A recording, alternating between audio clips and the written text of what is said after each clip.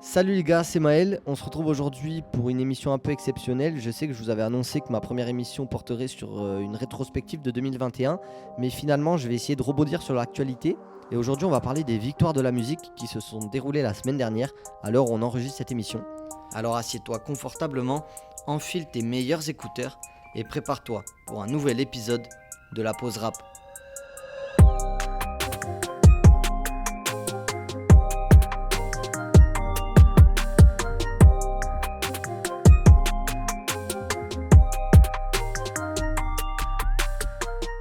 Donc aujourd'hui on va parler des victoires de la musique qui se sont déroulées le 11 février dernier.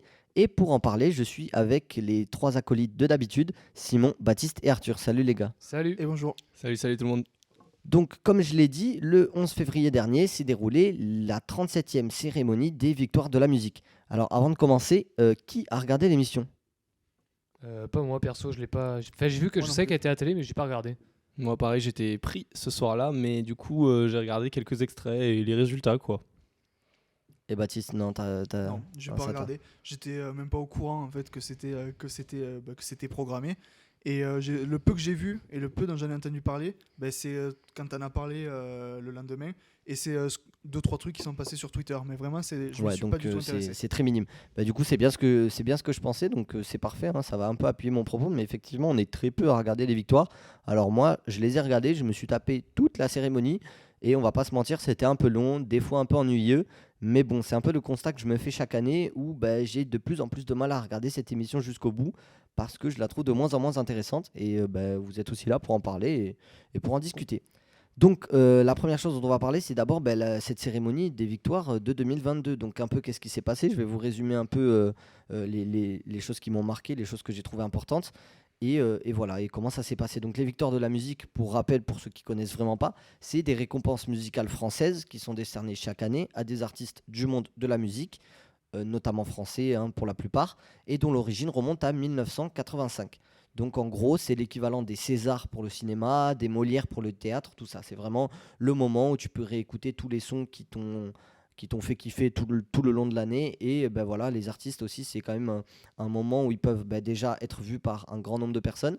Et aussi, ces certifications, ça peut quand même leur servir pour, en tout cas, pour certains, lancer des carrières. Donc cette année, c'était la 37e cérémonie qui était présentée par Olivier Mine et Laurie Tillman. Alors Laurie Tillman, on l'avait déjà vu l'année dernière et à une autre reprise, je crois. Par contre, Olivier Mine, c'était la première fois, il me semble. Choix un peu particulier, hein, pour ceux qui ne savent pas, Olivier Mine, c'est celui qui présente Fort Boyard. Voilà, c'est ça. Ouais. Donc bon, de Fort Boyard aux Victoires de la musique, j'ai pas encore trouvé le lien, je le cherche encore. Mais bon, après pourquoi pas, mais bon, ça se voyait qu'il n'était pas habitué à ce genre Ça a été de grand critiqué événement. ce choix ou pas du tout? Je sais pas du tout, j'ai pas Sur trop la toile. cherché si c'était vraiment un choix voulu. Après, je sais que souvent ils essaient de trouver des présentateurs de chez eux qui sont un peu de différents. France Télé, L'année ouais. dernière, on avait Stéphane Bern, donc c'est aussi un monde complètement différent. Mais bon, d'un autre côté, ça se voit que les présentateurs, des fois, ils sont pas ils sont pas très habitués à ce genre d'endroit, et donc des fois ils ont un peu de mal. Mais bon, ça c'est encore un autre débat. Donc on va directement parler des choses que j'ai trouvé bizarres dans cette émission. Déjà, du coup, si vous la regardez, pour ceux qui l'ont regardé, j'ai trouvé qu'il y avait énormément de problèmes techniques. C'est-à-dire qu'à chaque fois qu'il y avait un live où un artiste devait venir chanter et devait venir faire une représentation sur la scène, ils étaient quasiment systématiquement en retard. Et du coup, les deux présentateurs devaient essayer de meubler. Donc ils essayaient de donner des phrases. Donc ils disaient oui, nous sommes bien sur France 2, c'est une soirée extraordinaire, c'est l'événement de l'année, etc. etc., etc. Sauf qu'en fait, au bout d'une fois, ça va. Mais au bout de 3, 4, 5, 6 fois, en fait, il disait la même chose à chaque fois pour essayer de meubler. Et j'ai trouvé assez long, surtout que l'émission dure quand même assez longtemps, hein. Ça commence aux alentours de 20h30, 21h et ça finit presque à minuit. Ouais, une Donc vraie c'est quand même cérémonie quoi. très long.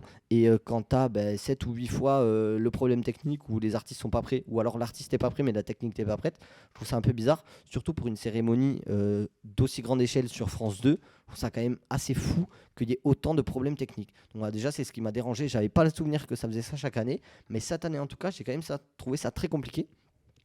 Et l'autre petit problème que je peux trouver aux cérémonies des victoires de la musique, c'est le fait qu'on n'a que très peu d'artistes qui sont présents lors de cérémonies. Donc en fait, c'est quelque chose qu'on retrouve souvent dans les victoires. et qui arrive chaque année, mais je trouve que en gros, c'est pas très représentatif du paysage musical français parce qu'en fait, tu dois avoir une dizaine d'artistes qui se retrouvent. Tu as souvent des artistes qui se retrouvent dans plein de catégories différentes. Alors effectivement, quand l'artiste est très fort, c'est une reconnaissance pour lui. Mais là, par exemple, on a Clara Luciani ou Aurel San qui sont nominés 4 fois, Feu Chatterton, Juliette Armanet qui sont nominés 3 fois. Et du coup, la conséquence, c'est qu'on les voit toute l'émission et qu'on voit que eux. Par exemple, Clara Luciani, on la voit à chaque fois qu'elle est nominée, du coup on l'annonce, elle vient chanter, elle vient aussi chanter pour un hommage, donc c'est très bien, mais en fait ça donne l'impression pour les gens qui s'y connaissent pas trop que dans le paysage musical français, on a Clara Luciani qui est quand même très importante. On en parlait tout à l'heure en off avec Arthur, que c'est pas la première année qu'elle est souvent là. Ouais, c'est ça, moi c'est Clara Luciani, parce que je sais que j'en ai regardé quand même des victoires de la musique il y a 2-3 ans, et Clara Luciani était déjà là alors que je ne la connaissais ni d'Ève ni d'Adam. Et j'ai l'impression qu'elle est là chaque année et que c'est toujours pareil, quoi. Elle et d'autres artistes comme, je sais pas, il y avait eu Matt Pokora, souvent aussi. Il est très souvent dans ce genre de truc, alors qu'il ne fait rien de perso. En plus, lui, il fait que des reprises. Et c'était un peu bizarre aussi, je trouvais. C'est ça. Et en fait, moi, ce qui me gêne un peu, c'est que pour une émission qui veut mettre à l'honneur la musique française, je trouve que c'est un peu se desservir de promouvoir que quelques artistes qui soit ont fait le plus de ventes, soit qui font le plus parler parce que ils ont une actualité ou ils sont sympathiques aux yeux des spectateurs. Mais du coup, ça donne un côté très restreint de la musique française. Et on va en parler après. Le rap aussi, ça donne un côté très restreint. Donc c'est ça en fait qui me dérange. Le troisième point que j'ai trouvé intéressant, qui m'a un peu dérangé, c'est qu'en fait, on l'a vu tout à l'heure quand j'ai posé la question au début, la réalité c'est qu'aujourd'hui personne ne regarde les victoires de la musique. Alors moi je suis un peu torturé donc j'aime bien me mater toute la soirée, mais pour le reste des personnes, il y en a plein soit qui regardent juste le résumé, mais il y en a très peu qui vont regarder l'entièreté de l'émission. Il y avait du public cette année ou pas du tout ? Ouais, il y avait du public, il y avait du monde, mais j'ai trouvé une statistique un peu effrayante, vous allez me dire ce que vous en pensez, hein, mais j'ai regardé ce soir-là, le record d'audience, il a été fait par un téléfilm policier sur France 3. Et non France 2 avec les victoires de la musique. Sachant que sur France 1, là, c'est paradoxal. Sur TF1, on avait la finale de Ninja Warrior. Donc je sais pas si vous voyez Ninja Warrior, c'est une compétition de sportifs, mais c'était la grande finale, donc la dernière émission. Donc c'est quand même quelque chose d'assez important. Sur France 2, on avait les victoires de la musique. Et sur France 3, on avait un petit téléfilm policier qui était une rediffusion d'un film qui était passé il y a, je crois, quelques mois. Oui, ils le font souvent. Et ce téléfilm a remporté le record d'audience de cette soirée-là. Ouais, tu vois. C'est triste pour la musique. Comme quoi, c'est impressionnant. Ça montre un petit peu la société française qui n'est pas forcément intéressée par ce côté culturel. Et c'est souvent d'ailleurs que France 3, avec ces mêmes téléfilms, Capitaine Marlowe, ce genre de téléfilms-là, ils sont souvent premiers, quoi. Mais du coup, c'est la stratégie de France Télé, elle a à revoir, parce que du coup, ils se sont auto-censurés un peu, quoi. Personnellement, je trouve ça un peu paradoxal, surtout que, comme j'ai dit tout à l'heure, les présentateurs, ils ont fait que répéter toute l'émission que c'était le grand événement de l'année, la grande émission de France Télévisions, etc., etc. Et de l'autre côté, on apprend que les petits téléfilms, ils font plus d'audience. Sachant que, tenez-vous bien, hein, on va continuer dans les anecdotes rigolotes. En faisant mes recherches, encore une fois, j'ai vu que l'audience de l'année dernière, donc l'audience de l'année dernière était un peu plus forte, donc cette année, ça a diminué par rapport à l'année dernière. Et l'année dernière également, le record d'audience avait été fait par un téléfilm de France 3, exactement la même chose que cette année. Incroyable. Donc c'est-à-dire que oui, ça fait 2-3 ans que plus personne ne regarde les victoires de la musique et que ça intéresse plus. Donc je sais pas, peut-être on en discutera un peu après de pourquoi. Ouais, et quel a été le déclic qu'est-ce qu'il pourrait faire un peu, déjà peut-être communiquer un peu plus. Simon, tout à l'heure tu disais que tu n'avais même pas entendu parler, ou je crois que c'était Baptiste. Enfin, même sur ça, les gens sont quand même très peu au courant qu'il y a cet événement, alors que pour tout fan de musique, voire juste amateur de musique, c'est quand même un événement qui est cool. Enfin, tu écoutes des musiques, tu vois des artistes, tu découvres des gens. Enfin, surtout quand tu compares au César, par exemple. Enfin, moi, les Césars, je sais que chaque année, déjà, dans ma tête, je sais que c'est en février. Là, c'est bientôt. Là, c'est dans une semaine, 15 jours, je crois. Même pas, c'est très très bientôt, il me semble. Enfin, dans la tête de tout le monde, les Césars, on sait que c'est en février parce que ça bouge jamais. Et surtout, ils font une sacrée com, le groupe Canal à chaque fois dessus. La soirée, elle est en clair et tout. Enfin, les Césars, tout le monde sait que c'est le jour des Césars. Enfin, les victoires de la musique, moi, je savais même pas si c'est en fin d'année, début d'année. C'est ça. Alors, tout n'est pas noir, hein. Il y a quand même des choses que j'ai bien aimées pendant cette cérémonie. Donc déjà, j'ai été hyper surpris de Terre Noire, qui est la révélation masculine de l'année. Donc ils ont gagné cette victoire. Et j'ai vraiment pris une grosse claque sur ces artistes-là. Donc c'est un duo de frères qui est originaire de Saint-Étienne. Et après l'émission, je suis allé écouter leur musique et c'est vraiment super beau. En fait, c'est un mélange assez poétique entre les deux voix qui ont vraiment des timbres assez différents, mais qui se mélangent hyper bien. Et leurs textes sont plutôt très très touchants et impactants. C'est quel style de musique? Parce que je t'avoue, je connais pas du tout. Je ne saurais pas trop mettre de mots sur le style parce qu'ils font franchement plein de choses. Mais alors, c'est très éloigné du rap, hein, mais c'est aussi ça la musique. Je ne vais pas vous parler non plus que de rap français. Et franchement, j'ai été hyper étonné parce que c'est assez touchant, c'est assez posé. C'est très, et autant tu as certaines musiques qui sont très entraînantes. Si je devais vous en donner 2 ou 3, déjà, il y a Jusqu'à mon dernier souffle, qui est la musique qu'ils ont interprétée aux Victoires de la musique. Souffle, j'irai vers ton corps souple. Et je m'inventerai une vie heureuse, une vie où on serait deux. Je rêve que tu sois heureuse, je rêve que tu vives heureuse. C'est vrai qu'on est tombé dans la tempête, c'est vrai qu'on s'oubliera comme tout le monde. Et dans la fumée, s'en va ta silhouette. Et ensuite, franchement, si vous allez sur Spotify, les chansons les plus écoutées, le top 5 est quand même très très cool. Je vous conseille vraiment d'aller l'écouter parce qu'il est vraiment super. D'autant plus qu'ils sont à Honnay-le-Château, juste à côté de Rodez, en mars.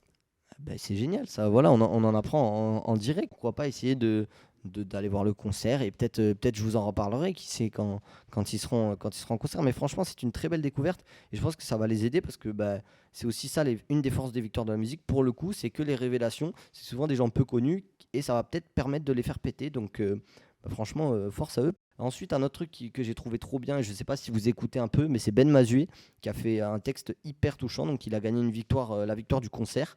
Et il nous a envoyé un son pour faire une représentation, un son entre slam, rap, chant. Donc voilà, c'est la patte Ben Mazué. Et franchement, Ben Mazué, pareil, c'est le genre de mec qui écrit vraiment très très très très bien. Et vous pouvez rester bloqué sur un texte de lui pendant plusieurs heures avant de comprendre toutes les subtilités. Il écrit super bien.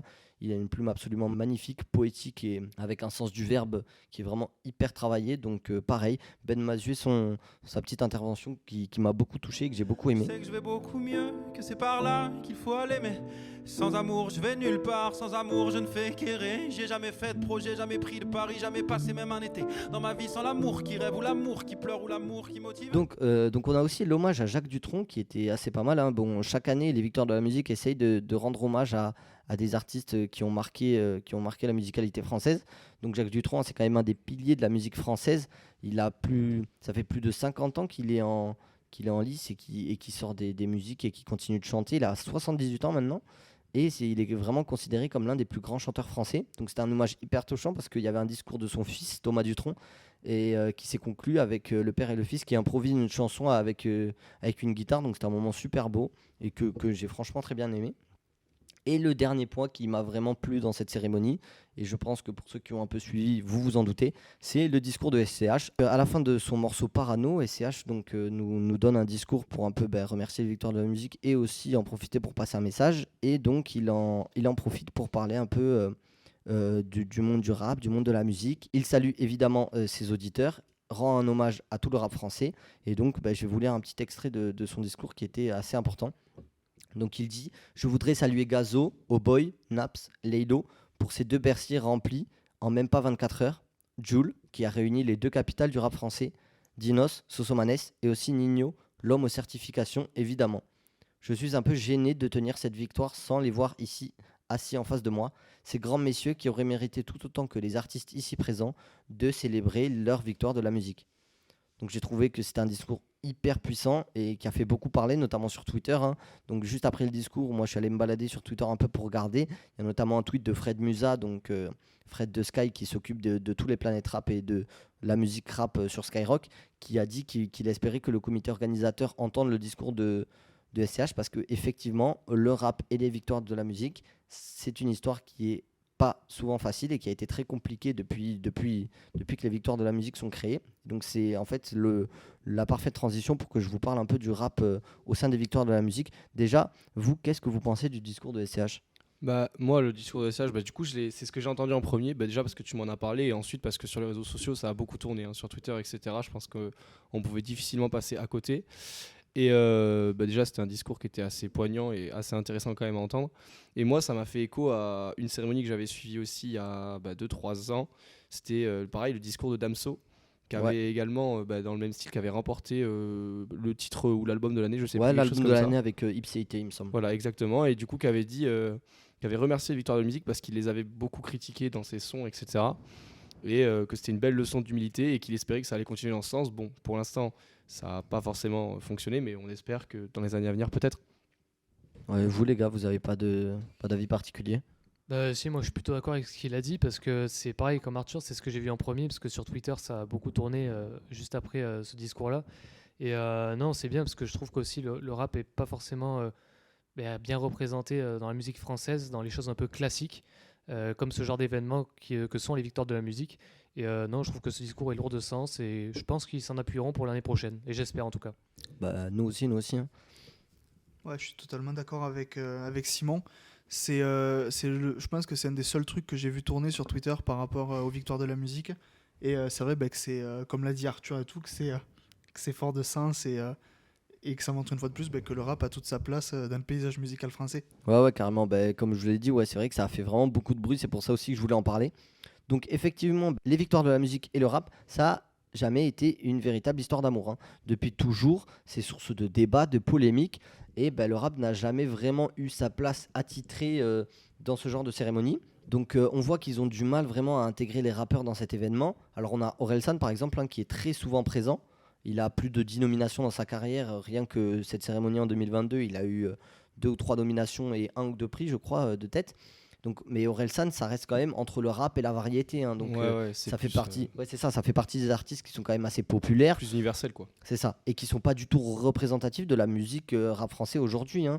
Donc c'est ce que dit CH, parce qu'on a des Jul, des Nino, des Laylo qui ont tout écrasé sur leur passage cette année et qui ont fait des albums absolument incroyables et qui étaient vraiment présents toute l'année et qui sont absolument absents de ce genre de cérémonie. Même pas, c'est même pas on en parle, même pas ils sont nominés, au pire ils ne gagnent pas, mais non, c'est vraiment ils sont complètement absents. Donc pour les gens qui regardent cette émission et qui ne les connaissent pas, ils n'ont aucune manière de les découvrir. Et une de ces raisons-là, de pourquoi c'est compliqué, c'est en fait le fait qu'il y a souvent des changements de catégorie. Et donc les prix et les catégories sont vraiment souvent changeantes. Donc en fait la catégorie rap ou encore musique urbaine, elle a disparu plusieurs fois pour revenir, puis repartir. Enfin en fait ça a vraiment été un sacré bordel. J'ai essayé de me renseigner pas mal pour essayer de trouver à chaque fois, chaque année. Je vous avoue que j'ai un peu galéré parce que ça change vraiment quasiment tous les ans. Donc en fait, ils changent de catégorie très souvent, à tel point qu'on dirait que souvent, c'est un peu. Ils ont l'artiste en tête et ensuite ils vont trouver une catégorie pour les faire gagner. Par exemple, cette année, il n'y avait pas de rap, du coup, ils se sont dit tiens, on va mettre la catégorie album le plus streamé. Et bien évidemment, qui arrive en tête, SCH et Aya Nakamura, du rap, parce que effectivement, c'est le rap qui est le plus écouté, le plus streamé cette année. Mais bon, voilà, ça par exemple, cette catégorie, elle a été ajoutée que cette année, un peu à mon avis par dépit, et pour se dire, regardez, on met quand même des rappeurs dans notre cérémonie. Mais bon, ça fait quand même un peu bizarre, hein. Sachant qu'à chaque fois, on avait dans la musique urbaine, en tout cas pour les années avant, on avait le rap et on avait aussi le reggae, on avait le R&B. Enfin voilà, la musique urbaine, ça englobait tout. Donc en fait, c'était soit ils mettaient une catégorie juste pour récompenser un album, comme par exemple là le streaming, ou soit ils mettaient une catégorie qui était beaucoup trop large. On avait du rap, du reggae, du R&B, et donc là effectivement c'est quand même assez compliqué de représenter le rap et d'avoir une vraie certification quand il y a des mecs qui s'opposent complètement, qui sont en compétition à côté, quoi. Alors je dénigre pas, hein, c'est pas qu'il y a un manque de logique dans la société, mais bon, le fait que en fait aujourd'hui tout le monde écoute du rap, je trouve que c'est quand même assez significatif pour se dire que ce serait important de le représenter et de montrer à son échelle et à son niveau l'importance du rap dans la musique d'aujourd'hui. Et donc, comme le disait Arthur, on a une très grosse lueur d'espoir en 2019 où ils ont créé la catégorie rap hip-hop qui était uniquement consacrée au rap et où là, du coup, la victoire de Damso avec l'album Lithopédion, qui a du coup remercié les victoires de la musique pour l'intérêt porté pour le rap et qui du coup, comme le disait, a fait un discours derrière pour dire qu'il était très content et que ça pouvait potentiellement ouvrir des portes pour plus tard et pour l'avenir sur le rap et sur sa place dans le monde de la musique. Et bien en 2020, plus rien. Voilà, ni rap, ni musique urbaine, plus rien. Voilà, ils ont tout enlevé. Ils se sont dit tiens, c'est marrant, Damso a gagné, maintenant c'est fini, les gens sont contents, on va s'arrêter. On a juste PNL qui arrive à se glisser dans les nominés pour la victoire du meilleur clip, ce qui n'a donc aucun rapport avec la musique. Et pareil pour 2021, donc à part 2022 là où ils ont rajouté le streaming, sinon 2020-2021, aucune certification un peu centrée rap ou qui parle de rap. Donc c'est quand même un peu compliqué, surtout quand on voit que ces dernières années, c'est le rap qui est le plus écouté en France. On voit en fait qu'ils essaient de ramener des artistes pour pas se faire critiquer, hein, comme je disais, avec SCH, tout ça. Ils ont essayé aussi de ramener des rappeurs un peu plus petits. On a eu en 2017 ou 2018, je sais plus, on avait Giorgio ou Moi la Squale qui avait sorti des super albums. Mais en fait, ça s'arrête. C'est-à-dire qu'il y a une année où il y a des points positifs et derrière, ils cassent tout et ils enlèvent tout. En 2019, par exemple, on avait Big Flo Oli, Orelsan et Lompal qui étaient dominés. Mais encore une fois, alors ça n'enlève rien au fait que ce soit des bons rappeurs, mais ça représente quand même une petite partie du public. C'est un style aussi, parce que c'est pas du tout le même style que Naps ou Jul par exemple. C'est ça, c'est-à-dire que je sais pas si vous écoutez un peu, mais Big Flo Oli, Orelsan, Lompal, c'est quand même un peu la même vibe, le même style.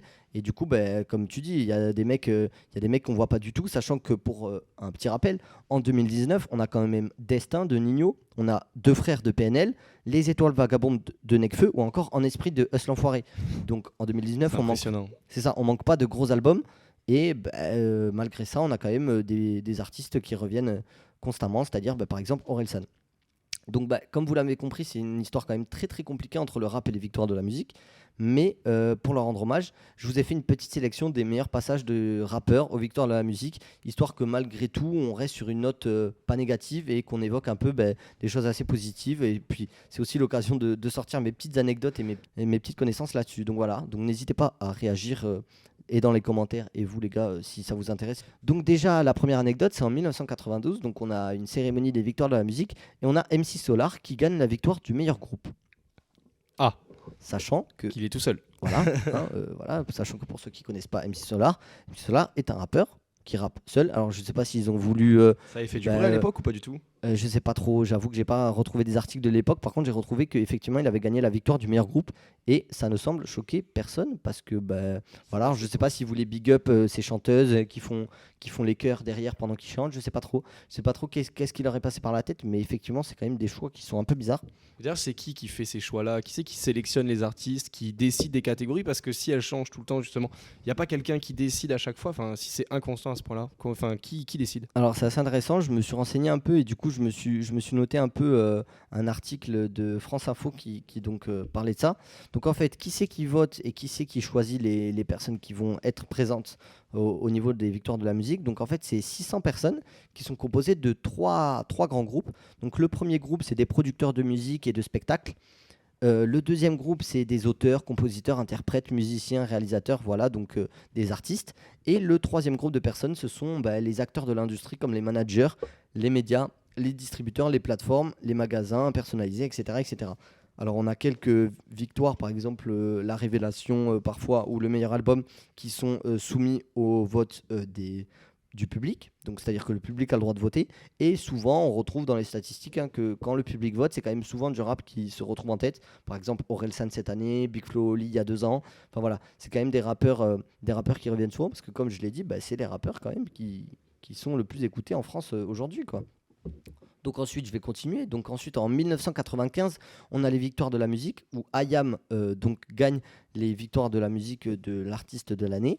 Et franchement, c'est assez impressionnant. Si vous pouvez aller écouter sur YouTube, vous avez donc en fait le présentateur qui commence à ouvrir l'enveloppe et on entend dans le public absolument tout le monde qui crie IAM. C'est-à-dire que cette année-là, en 1995, IAM a tellement fait de bruit en France que en fait tout le monde savait qu'ils allaient déjà gagner et même avant qu'ils ouvrent l'enveloppe, tout le monde le savait, c'est-à-dire qu'on entend des IAM qui se gueulent partout dans la salle et c'est assez impressionnant pour l'époque en tout cas où on sait que le rap était quand même pas du tout développé, notamment dans les années 90. Ensuite, on a en 1999, on a la catégorie rap et groove qui se crée. Donc voilà, après, encore une fois, libre à vous c'est curieux. de comprendre comment ça marche. Donc rap et groove, pourquoi pas. Et dedans, on a donc Supreme NTM, Arsenic, MC Solar et Mano. Ah, la Vallée d'Orion. Voilà, la Vallée d'Orion. J'ai pas forcément envie de la chanter, mais je pense que vous voyez la musique celtique qui passe à toutes les soirées, quoi. Exactement. Et bien, devinez quoi, c'est Mano qui va gagner dans la catégorie rap et groove devant Supreme NTM, qui a quand même sorti... son album éponyme Supreme NTM, devant Arsenic, devant MC Solar, qui sont quand même des énormes messieurs et des énormes groupes. Et voilà, c'est quand même Mano qui va gagner. Donc bon, encore une fois, pourquoi pas, mais bon, ça reste quand même assez discutable. En 2001, et là c'est un peu l'anecdote que je préfère, et franchement, allez voir parce que c'est quand même hyper drôle à voir. On a 113 qui remporte la victoire de la révélation de l'année avec son album Les Princes de la Ville. Et ils décident donc, pour chanter leur mention éponyme, de rentrer sur la scène en Peugeot 504. la même qu'ils utilisent dans le clip des Princes de la Ville. Et donc ils décident d'arriver en Peugeot 504 sur la scène des Victoires de la musique, ce qui n'a jamais été fait bien évidemment. Et donc pareil, c'est un événement, tout le monde en parle, et c'est encore une fois où le rap montre qu'ils sont un peu différents et qu'ils sont un peu à côté de ce qu'on a l'habitude de voir. Je voulais rester à la cité, mon père m'a dit. Dans ce cas-là, je ramène tous mes amis. Alors dans une semaine, je rentre à Vitry. J'irai finir mes jours là-bas. Donc en 2008, on a aussi un choix assez discutable. Hein. On a les Victoires de la musique, donc de l'album rap, avec par exemple IAM, MC Solar. Et dans les nominés, on a Fatal Bazooka. Voilà, donc encore une fois, c'est vous montrer l'importance que portent les Victoires de la musique au monde du rap. Parce que je suis désolé, mais Fatal Bazooka, c'est quand même très loin du rap. Il y a quelques connotations, mais c'est quand même plus de la parodie que de la musique. Oui, c'est clair. Et ils ont quand même été nominés à côté de grands noms comme IAM et MC Solar. Donc ça fait un peu tâche quand même quand on regarde les statistiques.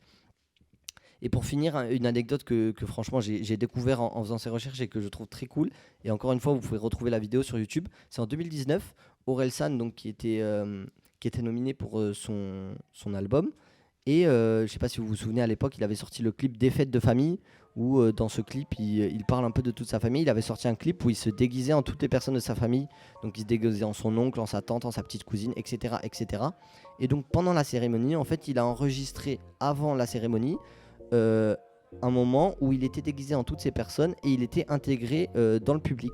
Et donc en fait, au moment de la cérémonie, pendant qu'il rappe, ils ont diffusé à la télé les images du public avec les personnages d'Orelsan intégrés dans le public. Wow. Et donc en fait, c'était un peu déguisé et c'est très très rigolo à voir parce que du coup, on voit Orelsan qui vraiment joue quelqu'un dans le public et peu de personnes s'en sont rendues compte sur le moment. C'est que après, quand il y a eu des articles qui sont sortis, que les gens l'ont découvert. Et je trouve ça juste trop drôle. Et c'est le genre de petites anecdotes que j'aime bien et qui rendent aussi ce genre d'événement un peu unique et un peu sympa à regarder. Voilà, du coup, c'était un peu mes petites anecdotes. Je sais pas si vous avez des choses à dire là-dessus, les gars. N'hésitez pas. C'était très intéressant. En tout cas, moi, j'ai trouvé que... Enfin, il y a une conclusion peut-être à faire là-dessus. Je sais pas ce que vous en penserez. Vous rebondirez sur ce que je dis. Mais du coup...